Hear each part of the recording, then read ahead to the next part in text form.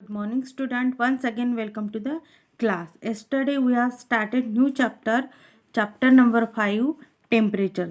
तर आपण टेम्परेचर हा न्यू चॅप्टर स्टार्ट केलेला होता आणि त्यामध्ये एक्सप्लेनेशन बघितलं होतं अँड थर्मल झोनची जी फिगर आहे ती सुद्धा आपण बघितलेली होती.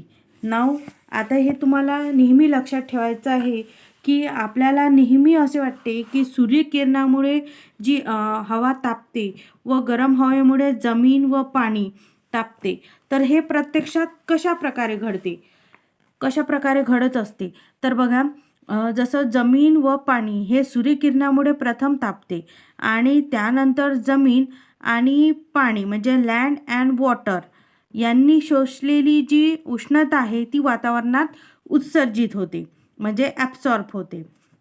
नंतर त्यामुळेच भूपृष्ठालगत असलेला जो हवेचा थर आहे तो वरच्या दिशेने तापत जातो आणि म्हणूनच पृष्ठभागालगत हवा ही जास्त गरम असते आणि पृष्ठभागापासून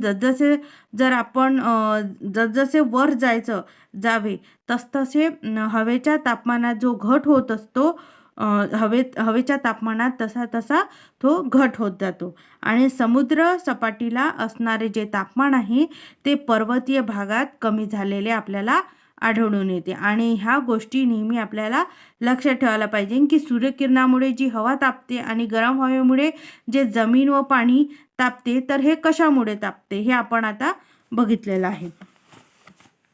एक्सप्लेनेशन बघायचं आहे. You must have realise that the land cools down earlier than the water. तर तुमच्या असे लक्षात येईल की जमीन पाण्याच्या तुलनेत लवकर थंड झाली आहे. The water kept outside in the sun is still a little warm. Due to this difference in the heating and cooling of land and water, the air over the land gets heated faster and also becomes cooler rapidly. तर उन्हात ठेवलेले पाणी मात्र किंचितच कोमट राहते आणि जमीन व पाणी यांच्या तापमानाच्या व थंड होण्याच्या या फरकामुळे जमिनीवरील जी हवा असते ती हवा लवकर तापून लवकर थंड होते.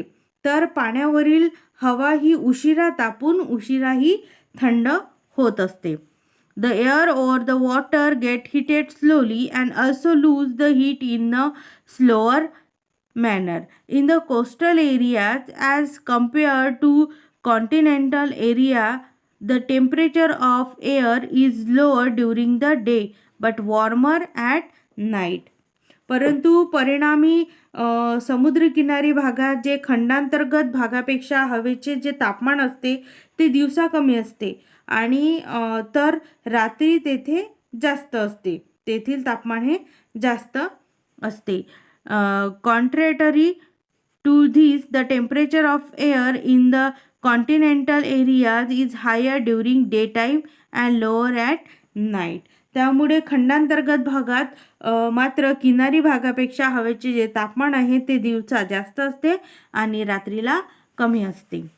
In the coastal area, because of the heating of sea water, water vapor gets mixed in the air. तर समुद्रकिनारी भागात समुद्राचे जे पाणी आहे ते पाणी तापल्याने पाण्याची काय होत असते, वाफ हवेत मिसळत असते.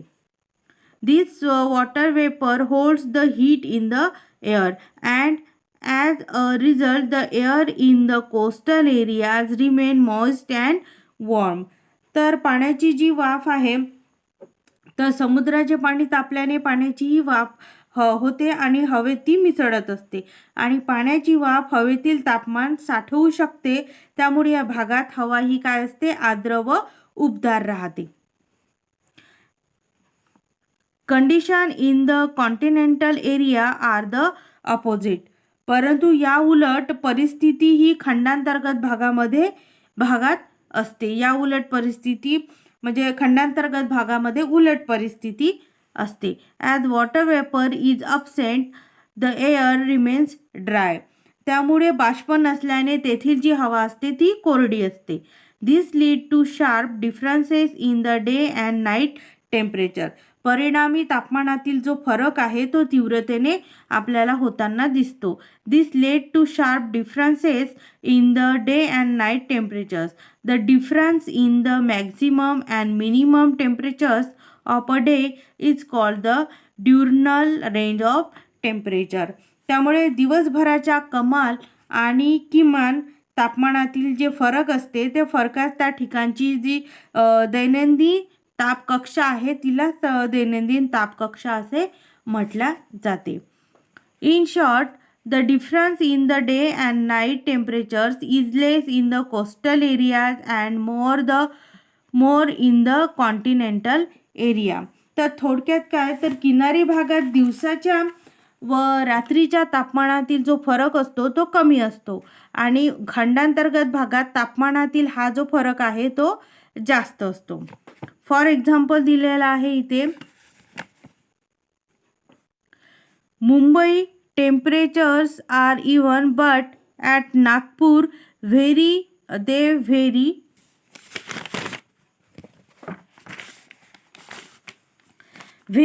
अ लॉट.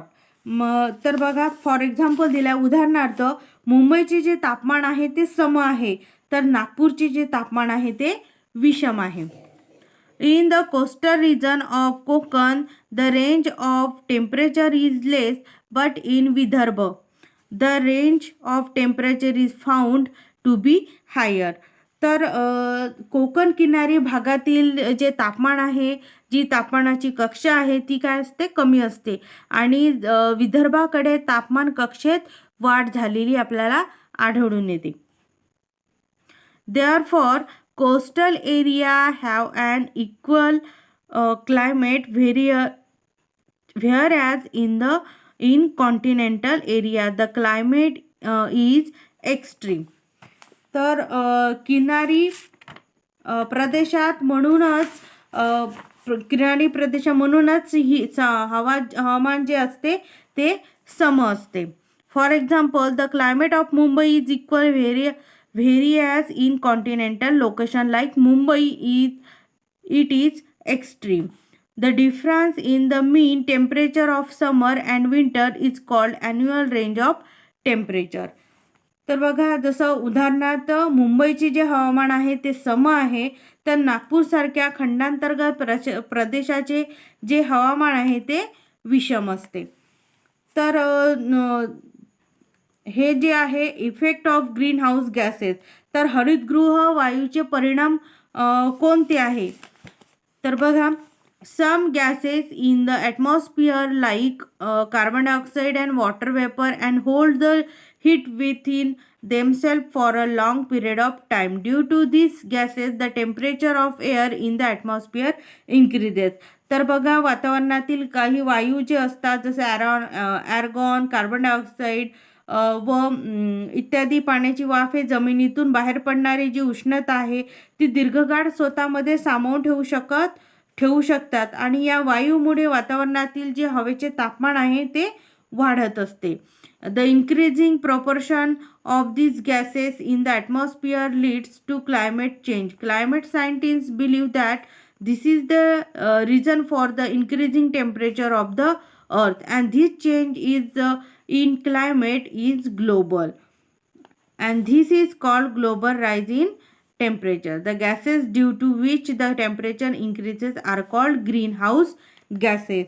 तर वातावरणातील या वायूचे प्रमाण हे काय असते, हवामानात बदलाला कारणीभूत ठरत असते आणि याच कारणाने पृथ्वीचे जे तापमान वाढत आहे असे हवामान शास्त्रज्ञाने सुद्धा मत व्यक्त केलेलं आहे. हवामानातील हा जो बदल आहे तो सार्वत्रिक आहे आणि याला जागतिक तापमान वाढ असे सुद्धा म्हणतात आणि ज्या वायूमुळे ही वाढ होते त्या वायूंना हरितगृह म्हणजे ग्रीन हाऊस गॅसेस असे म्हटल्या जाते. एक्सप्लेनेशन बघा, water expands on heating the hot water from the base move toward upwards. तर पाणी तापल्यावर ते प्रसरण पावते आणि तळाकडील जे पाणी जास्त पाणी असते ते गरम पाणी वर येते. With it the buttons too are push to the surface. The relatively cooler water in the upper portion moves downwards taking the buttons with it. तर त्याचबरोबर बटणे हे पाण्याच्या पृष्ठभागावर येतात आणि त्या मानाने वरचे जे पाणी आहे ते थंड पाणी तळाकडे जाऊ लागते आणि त्याचबरोबर बटणे जी आहे ही देखील खाली जातात. असे सतत होऊ लागते. This happens repeatedly. In other words, on heating, an upward current sets in the water. In nature, the conditions are slightly different. तर असे तुमच्या लक्षात येईल की म्हणजेच तापल्यामुळे पाण्यात जे ऊर्ध्वगामी प्रवाह निर्माण होतो तो निसर्गात मात्र थोडी वेगळी परिस्थिती असते. त्यामुळे निसर्गात मात्र थोडी वेगळी परिस्थिती असते. Due to temperature differences, both upward and horizontal currents develop in the ocean. Beside temperature differences, factors like winds and differences in the density of water also give rise to horizontal currents. तर तापमानातील जे फरक आहे त्या फरकामुळे महासागरामध्ये पाण्याचे जे ऊर्ध्वगामी तसेच क्षितिज समांतर प्रवाह निर्माण होतात असतात आणि क्षितिज समांतर प्रवाह हे तापमानातील फरकांप्रमाणेच पाण्याच्या घनतेत झालेला जो बदल आहे व जे वारे आहे यामुळे निर्माण होत असतात. These oceans currents flow from the equator to the polar region and from the polar region to the equator.